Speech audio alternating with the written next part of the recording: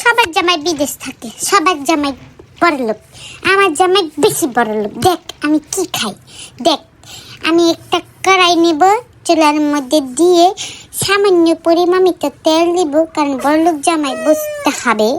এখন দিয়ে দিলাম একটু তেলটাকে আমি সুন্দরভাবে একটু নেড়িয়ে সুন্দরভাবে গরম করে নেব। আর এখন দিয়ে দিব পটল, না পটলের চোখলা। জানোস কি ভালোবাসা, আমি কোনো কিছু ছাড় দিই না, চোখলাটাকে খেয়ে ফেলি।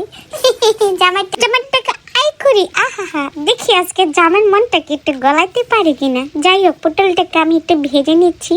এখন আমি দিয়ে দিব সামান্য দামি কয়টা রসুন, এই রসুনগুলো অনেক দামি। আর দিয়ে দিব কিছু পেঁয়াজ। এটাকে আমি সুন্দরভাবে ঢেকে একটু সিদ্ধ করে নেব। হাই দিয়ে ভেজে কুটকুটো হয়ে গেছে। এখন দিয়ে দিব ধনিয়া পাতার সাথে দিব চেপা।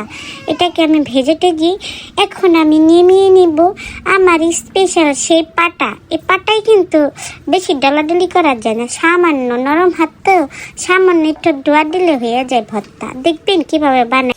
ভর্তাটা বানাইতে যাইয়া চিন্তা করতে জামাইয়ের পকেটে গেছে কয় টাকা মারা যায়। যেহেতু জামাইয়ের আজকে কত আয় করে দিলাম, পটলের চোখলা দিয়ে ভর্তা বানাই খাওয়াইতেছি। এখন দিয়ে দিচ্ছি লবণ, আর দিয়ে দিব এখন আমার 2 হাতের নরম ভালোবাসা। চাকুটাতে পরশ কেটে রে, কি আমার খুন করবি? আমি এত কষ্ট করে ভর্তা বানাইতেছি জামাইয়ের পকেট থেকে টাকা মারার জন্য। যাই হোক, ভর্তা বানাইতে আমার হাত 2টা লাল হয়ে গেল। চিন্তা করতেছে লাল 2টা আমি ঠান্ডা করবো কিভাবে। যাই হোক, হাই ভর্তা আমার হয়ে গেল। ভর্তা কই গেল? ক্ষুধা ভর্তা কই গেল গা? চেটে পেটে সব শেষ।